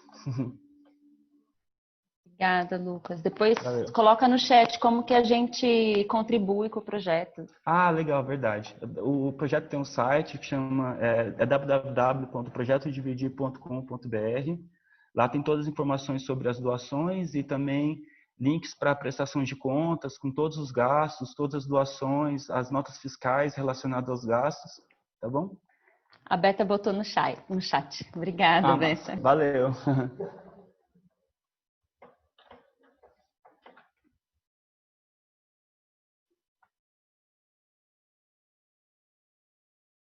Nayara, tá sem o microfone, tá bom. Foi mal, gente. Agora, então, eu vou passar para a Carla e tem uma pergunta para a Carla também. Além dos desafios, apareceu uma pergunta no chat, que a pessoa está pedindo o contato das sedes para a população com deficiência que está em vulnerabilidade em casa e não dispondo de alimentos. Como que vai efetivar essas famílias no cadastro, já que várias famílias tiveram que sair do emprego em função da pessoa com deficiência sem acesso ao centro de ensino especial. Aí, quando der 4 minutos, eu te aviso. Tá. Bom, o que a gente vê é que o desafio ele está entrelaçado em todos, né, que estão aqui participando e mostrando como é difícil trabalhar nesse momento com aquilo que a gente almeja ser o ideal, né? Um dos nossos desafios mesmo, e aí eu coloco aqui que a ampliação da entrega das cestas é realmente uma coisa que é todo um processo de cadeia, desde a aquisição, o recebimento até a entrega. A gente tem que não só o olhar, né, de fiscalização quanto à qualidade, a quantidade estabelecida que a gente realmente contrata, mas também ter a garantia da entrega para a pessoa certa, aquela que pleiteou isso aqui dentro do cadastro. Então, isso já é um desafio por si só. Neste momento, então, a gente tem que ampliar esse serviço, a gente precisa de uma atenção mais próxima. O que a gente está fazendo hoje é direcionando os servidores daqui para ficar bem atento nessa mobilização de agilidade desses processos. Com relação a isso, tanto para o que a gente trabalha diretamente aqui dos contratos, quanto também para atendimento à população de rua, porque essa solicitação que veio da Subsas para que a Subsan alcançasse essa população e pudesse trabalhar com fornecimento da alimentação, trouxe para a gente desafios de processo de entrega que a gente está tendo a oportunidade de fazer adequação conforme a gente vai tendo a disponibilidade. O que a gente vem colocando é que é importante, sim, falar o que está acontecendo, aonde estiver, que realmente traga para a gente, está chegando, não está, porque o esforço aqui que a gente faz de adequação para, seja porcionamento, seja armazenamento, seja transporte, isso realmente aconteça, né, você tenha um produto de qualidade no final e que aconteça para aquela pessoa que está recebendo, né? A gente tem esse cuidado aqui, portanto, são bem-vindos assim, todo e qualquer canal de comunicação que nos mostre o que realmente está acontecendo. Eu recebo vídeos mostrando, por exemplo, um de ontem, em que teve um aplauso geral de todos aqueles que estavam no autódromo em relação ao jantar de ontem, porque eles viram toda a adequação que nós fizemos e deu certo. Então, assim, é importante também mobilizar as pessoas para mostrarem que quando há uma adequação, tem ali um resultado. Isso é importante para nós. E aí eu queria colocar, com relação ao contato, eu respondi no privado, mas existe o link, tá bom? Da SEDES, que está tendo aí vários números, tá, de telefone disponível para fazer essa solicitação. E aqui comentar sobre o CONSEG, que eu acho que é importante, foi mencionado, a gente tem aqui, né, um CONSEG que hoje, né, a partir aqui da regulamentação, depois da comissão de transição do dia 13/2, a gente já tem a formação com 4 membros e a gente já veio recentemente, né, assumiu a Natália e a gente já está mobilizando os parceiros para fazer esse chamamento. O que eu queria colocar é que, assim, nós temos sim o plano nacional, né, o plano, inclusive, distrital, que nós trabalhamos aqui, pegamos para poder entender esse monitoramento do que nós temos, o que foi discutido, e tentar trazer para a luz do monitoramento aquilo que a gente pode avançar, resgatar, mas realmente isso ainda está em conversa interna, a gente praticamente só tem 3, 4 dias que nós estamos trabalhando nisso, então eu vou ficar devendo com relação a especificamente esse monitoramento do plano distrital, mas a gente já pegou nele. São ainda processos internos de reorganização desse trabalho aqui, que eu pretendo, assim como a equipe toda, dar uma celeridade, mas que o tempo, a gente está bem mergulhado nessa questão emergencial de atendimento, a gente está, é o tempo que a gente está se dedicando, mas a gente fica aberto aí para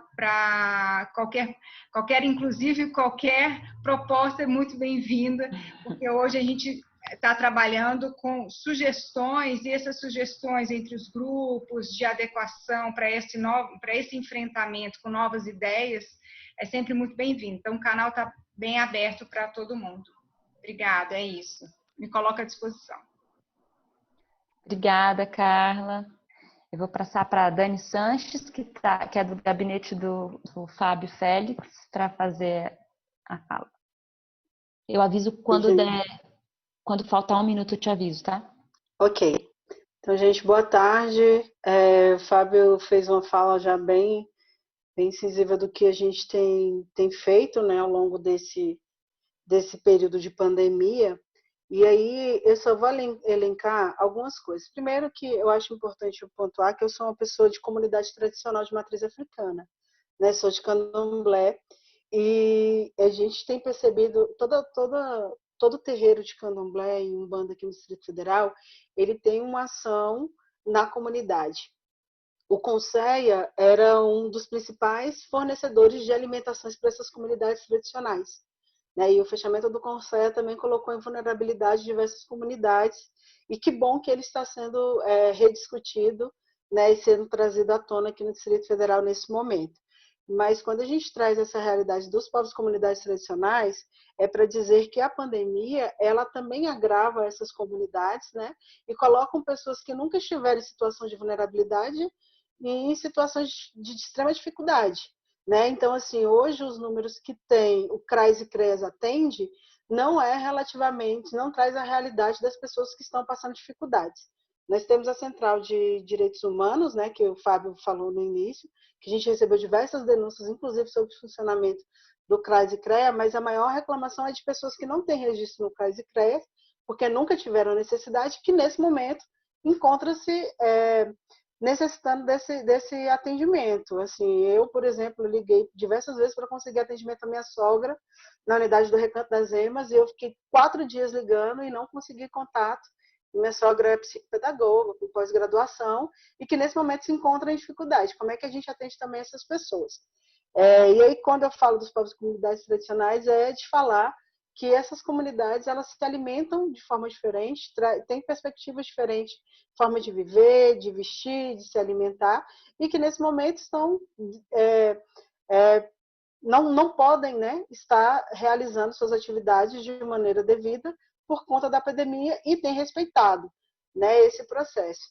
Mas e aí eu trouxe isso só como complemento, porque eu acho importante sempre fazer essa afirmação, porque a gente está falando de população de rua, mas eu também preciso falar dos povos e comunidades tradicionais, que são, maioria, pessoas negras, né, que se encontram majoritariamente dentro das periferias e que estão desassistidas, de certa forma, das políticas públicas, e que a gente não pensou em nenhum momento, em nenhuma fala aqui, eu vi alguém falando sobre povos e comunidades tradicionais. E a gente tem os ciganos ali na região de Sobradinho, que são povos e comunidades tradicionais, né? A gente tem os terreiros de candomblé aqui no Distrito Federal também. E aí, para finalizar minha fala, eu vou colocar o que a gente tem pensado, né, a partir do PL, do Plano Emergencial para as Periferias, o projeto de lei que a gente tem constituído. E aí, uma das compreensões que a gente trouxe foi a proibição da interrupção do fornecimento de energia elétrica e de saneamento básico, que a gente entende que são fundamentais na perspectiva dessa, né, da garantia da saúde dessas pessoas, a distribuição gratuita de cestas, porque nas cestas básicas que são distribuídas pelo CRAS, eles não incluem materiais de higiene, né? Então, assim, a gente entende como sendo de fundamental importância a distribuição de álcool em gel, de sabonete, de detergente, para garantir, né, o aumento desses produtos. E aí, a proibição também dos cortes de energia, serviços telefônicos e de internet, que são os principais meios de comunicação dessas pessoas nesse período de pandemia. Então, são algumas coisas que a gente tem colocado no nosso PL para justamente conseguir garantir às periferias uma qualidade de vida em meio a essa catástrofe que a gente tem vivido, né? A realidade das periferias, elas não são similares a partir da perspectiva por exemplo, do plano piloto e das outras regiões administrativas, mas a gente está falando aqui de Sol Nascente, que tem ruas que não tem nem esgoto, que ainda tem esgoto céu aberto, da cidade estrutural, de Santa Luzia, das invasões que tem ali na região de Samambaia, lá conhecida como Rocinha, e na própria... e no próprio... nas cidades do Recanto das Emas e as cidades do entorno, que estão muito próximas, né, ali como Novo Gama, que a gente não sabe, né, qual é o perímetro urbano, e que tem pessoas que têm acessado às políticas públicas, né, do Distrito Federal, mas sendo elas, né, do endereço, por exemplo, do Céu Azul, que tem uma rua que é Distrito Federal e na rua de baixo já é Goiás. Então, você tem essas pessoas que estão nessa situação e que a gente precisa pensar, e esse projeto de lei tenta minimamente trazer um pouco de tranquilidade nesse momento. Tá? Eu vou passar para vocês depois o número do PL, eu vou pegar aqui direitinho, vou encaminhar para vocês, mas esse é o artigo 3º do PL, porque ele ainda está sendo construído, né, e está sendo colocado em votação. Mas eu vi que tem uma mensagem aqui, e aí eu queria, para finalizar minha fala, sei que falta um minuto, deixar o número da nossa central, né, de denúncias que a gente já tem atendido. A gente já tem uma média aí de quase de 510 denúncias registradas, com mais de 3.000 mensagens enviadas e de outros estados, inclusive. Eu só vou pegar aqui o número para vocês e quem tiver alguma denúncia para fazer, que entre em contato com a gente por lá, né? O número é o 9904-1681, né? E a gente está atendendo todos os dias, das 9 às 18 horas, a gente está registrando as denúncias e fazendo os encaminhamentos para os órgãos competentes para que sejam respondidas as denúncias que estão sendo apresentadas. Obrigada, Dani. Muito obrigada. Agora a Nelise vai fazer uma síntese desse bloco. Vai lá, Anne. Oi, gente, me escutam bem? Sim. Então, eu vou tentar fazer essa tarefa muito rápido para poder concluir, mas já quero começar saudando.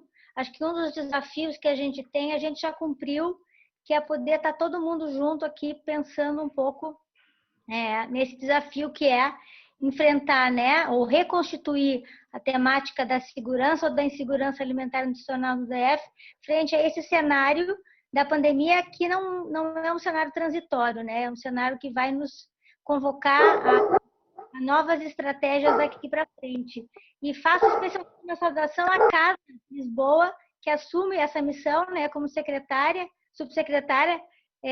da Segurança Alimentar e Nutricional, que é uma pasta que estava fazendo muita falta, né, nesse momento de organização, e que nos dá uma visibilidade importante para a recomposição do Conceia, né?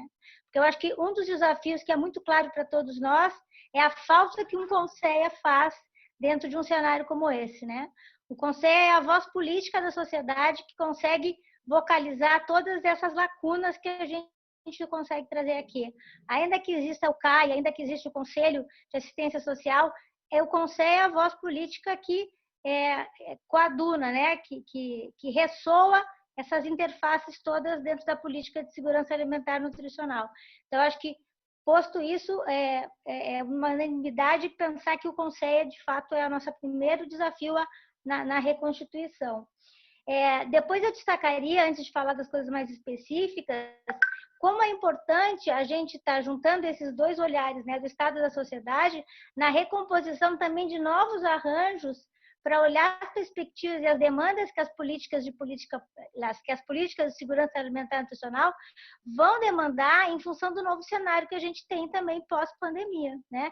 Acho que o projeto Dividir, ele é um grande portal para a gente abrir novos diálogos, né?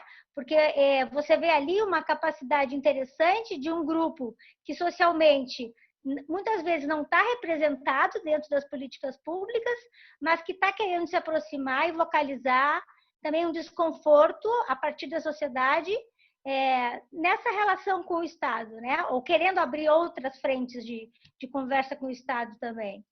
Então, também a relação da sociedade com o legislativo, que dentro do DF hoje tem um papel importante no próprio tensionamento com o executivo, que até então estava ausente dessa relação, né? Então, são novas reconfigurações aí que eu acho que a sociedade, mais uma vez, na agenda de segurança e soberania alimentar nacional, é protagonista. A gente precisa olhar isso e também conversar com o que a Valéria já pontuou. Quem sabe a gente não está no momento também de pensar nesses comitês de crises no DF, onde a temática da segurança alimentar e nutricional é uma agenda importante. A gente tem, por exemplo, aqui no DF, agora a eminência do governador está propondo a volta da sociedade para a rua, né, acabar com o isolamento. E será que a sociedade não quer ser ouvida também nessa perspectiva? Será que esses comitês de crise não podem ter essa agenda da sociedade se manifestar em relação a isso, já que o governo, né, como um todo, o governo federal está sendo tão desgovernado na condução dos processos? E acho que a segurança e a soberania alimentar nacional também são coisas que perpassam dentro desse processo, né? Então, acho que fica um desafio também de como a gente remobiliza e traz a sociedade para esse debate, tendo esses temas que são do nosso cotidiano, né? De vida e da relação com as pessoas. Também queria destacar uma coisa importante na fala da Carla, que eu acho que conversou um pouco com o que a Dani disse, que é como é importante também de pensar alternativas para esses segmentos mais vulnerabilizados, que muitas vezes, tão invisíveis que são, não conseguem ser acessados, inclusive no resgate aos benefícios. É muito trabalho para essas pessoas saírem da invisibilidade até acessar, por exemplo, o próprio auxílio emergencial. E por que a gente não pensa, quando está no Estado, em inverter esse processo, em fazer uma busca ativa? Em situações emergenciais, é o Estado que tem que se mobilizar, é ele que tem que ir atrás. Não dá para ficar esperando as pessoas saírem de onde estão para conseguir acessar isso, né? Então, quem sabe uma parceria com as unidades de atenção básica, que tem agentes comunitários que possam estar indo lá, identificar essas pessoas, muitas delas que não têm também registro, acho que tem que ter uma capacidade de capilarização mais ágil que responda a isso, porque a gente não tem tempo, a fome não espera, a doença está aí, né? Então, ficam também alternativas para se pensar nesse sentido. E para finalizar, porque eu não sei se eu estou com o meu tempo já acabando, provavelmente está acabando, você tem 30 segundos. Tá, então vou aproveitar. Acho que o Lucas também fecha um pouco a conversa, mostrando o potencial dessa rede quando o projeto Dividir começa essa aproximação a partir de uma rede de assistência, né, que vai ali para poder se articular com um processo de uma pandemia, e aí ele nos conta nessa trajetória uma articulação que está trazendo um elemento novo para uma rede de abastecimento, né, que está falando de reforma agrária. Então, vejam o potencial que isso tem quando a gente consegue trazer os personagens, os atores, para pensar juntos, né, uma forma de reconstruir essa discussão de soberania e segurança alimentar e nutricional, que parte, quem sabe, de um cenário mais caótico, mas que pode nos trazer outros horizontes. É um pouco isso. Obrigada, Anne. Gente, eu cometi uma injustiça muito absurda, e aí porque eu estava na cabeça que a gente ia falar só 3 minutos fechados, e aí eu apressei a Valéria. Aí a Valéria tem 2 minutos, se quiser, antes da gente finalizar com a Beta. Desculpa. Eu quero sim, porque aí injustiça gera injustiça, né? Eu acabei não fazendo uma menção à fala do Lucas. Então, eu aproveito para falar da importância, né, que tem essa iniciativa. E eu acho que ele traz uma fala muito forte de dizer que comer é um ato político, né? Então, eu acho que nessa pandemia a gente tem que olhar para esse assunto assim. Isso, a gente pode garantir que as pessoas se alimentam, mesmo com isolamento social, que é a medida mais efetiva para garantir nossa segurança nesse momento, se houver um Estado que garanta isso, né? E essa iniciativa do Lucas, que são poucas pessoas e eles conseguiram aí entregar, acho que 1.000 cestas, né, em parceria com outras pessoas, fizeram aí 1.500 refeições, então acho que dá uma dimensão de que a gente consegue se organizar e fazer. E só destacar também a fala da Dani, dessa questão de povos e comunidades tradicionais. Eu não sei como que o GDF está fazendo esse monitoramento, mas a gente já está vendo que a população negra está sendo mais afetada. Se você compara números de internação e morte, a população negra está sendo muito mais afetada. Foi assim também em outros países. Então, acho que esse é um ponto. A Dani trouxe a questão de povos e comunais, mas a população negra também e outros grupos acabam sofrendo com mais força essa pandemia. E aí eu acho que a gente estava falando de fazer esse primeiro momento para trazer essa discussão e entender essa questão. Como que está insegurança alimentar e fome, né?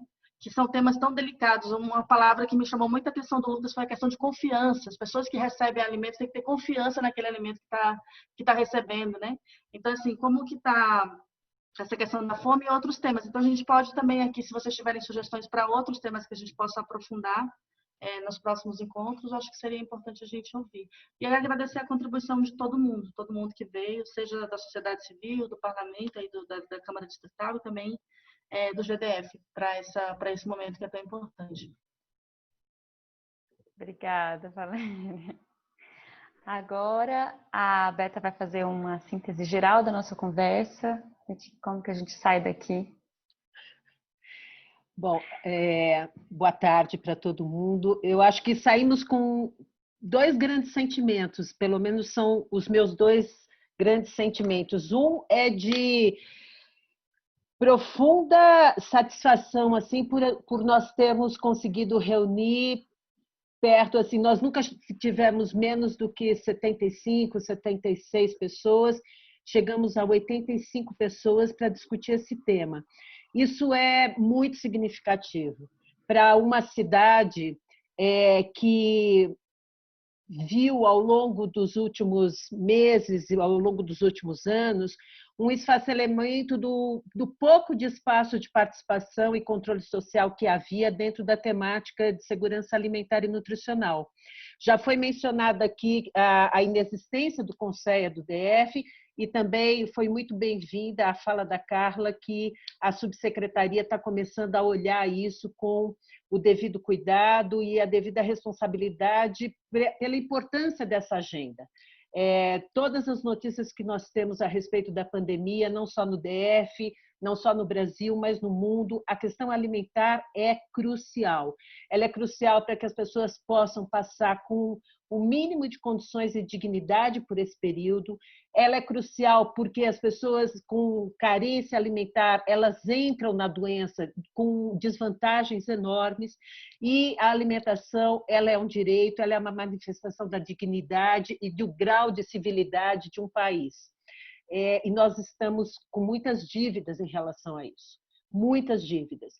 Por mais que nós façamos, a gente precisa fazer muito mais. E poder, então, reunir vocês aqui mostra que nós temos gente para fazer isso, né? Gente na sociedade civil, gente que está atuando nas políticas públicas, e isso é fundamental. Eu queria mencionar algumas coisas. Assim. Primeiro, que o Conselho Nacional ele também foi extinto no dia 1º de janeiro de 2019. Agora, um conjunto de organizações e movimentos sociais do Brasil todo, desde então, vem se reunindo e nós convocamos uma conferência popular de segurança alimentar e nutricional, que estava marcada para agosto, e, logicamente, ela foi adiada, mas ela vai ocorrer. A gente ainda não sabe exatamente a data, porque a gente tem que ver como que essa situação vai evoluir.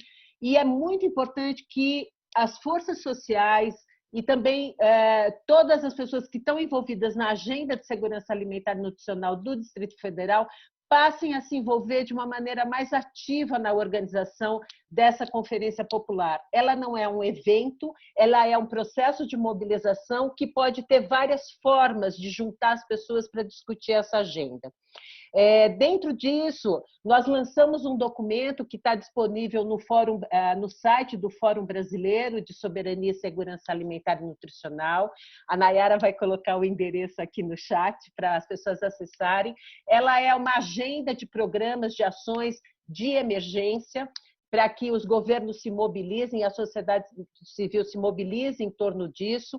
E uma das grandes chamadas atuais é a constituição de comitês de emergência, que juntem tanto sociedade civil quanto governo nas diferentes cidades, para que as ações possam ter maior proximidade com a necessidade, com a realidade das pessoas. Por exemplo, a Rosana levantou uma série de dificuldades operacionais que o programa de alimentação escolar tem, de traduzir o que ele fazia dentro das escolas e fazer com que alimentos cheguem nas famílias que precisam desse alimento. Não é algo simples que se faz do dia para a noite, mas certamente, se nós tivermos um processo de maior colaboração, parceria e interlocução entre sociedade civil e governo, as soluções podem aparecer de uma maneira mais rápida e também mais eficiente. Uma outra coisa que eu quero também destacar é a importância de nós sempre mantermos nas nossas decisões, sejam dentro da sociedade civil, seja dentro do governo, que a alimentação enquanto direito, ela precisa gerar vida em todas as etapas do sistema alimentar. Ela precisa gerar dignidade em todas as etapas. Então, a questão, por exemplo, que o João levantou e que o Lucas também levantou por outra perspectiva, da questão de quem produz a nossa comida. Quem produz a nossa comida também precisa ser protegido, também precisa ser fortalecido. Então, esse vínculo entre agricultura familiar, agricultura agroecológica, ele precisa ser mantido, mesmo que tenha dificuldades. A gente precisa pensar a agricultura familiar, a agroecologia, não como problema, mas como solução. Nós temos inúmeras iniciativas no Brasil e em Brasília que mostram isso, e nesse momento da pandemia, quando a gente mantém a importância desse elo, a gente faz com que a sociedade como um todo saia do processo de pandemia em situação menos precária. A gente não quer só matar a fome, não que isso é importante, mas a gente precisa garantir as diversas formas de alimentação das pessoas por meio de uma alimentação adequada e saudável, produzida de uma maneira sustentável, produzida de uma maneira que gere dignidade e justiça social. E, por fim mesmo, eu queria fazer um lembrete, ou assim, um pouco dentro da experiência que nós tivemos em relação ao Conselho ADF, Carla, nesse momento que o governo do Distrito Federal está retomando essa discussão, é muito importante olhar que a sociedade do Distrito Federal ela é extremamente viva e extremamente diversa. Para dentro do Conselho do DF, precisam ir as representações dessa diversidade.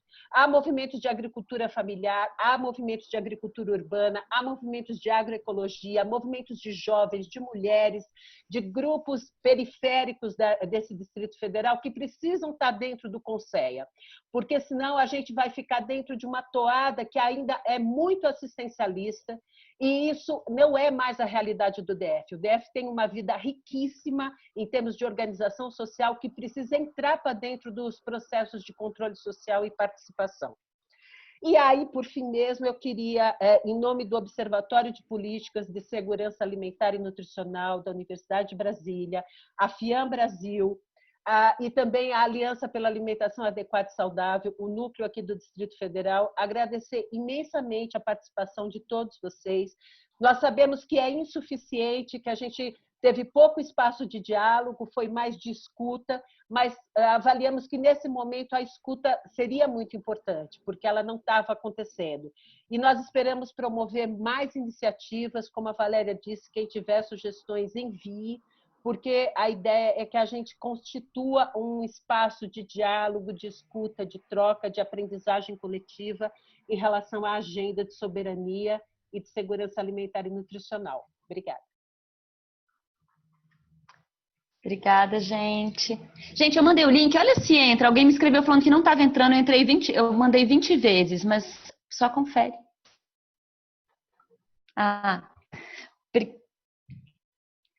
Beleza. Obrigada, gente. Boa tarde, todo mundo. Obrigado, gente. Tchau, gente. Obrigada. Tchau.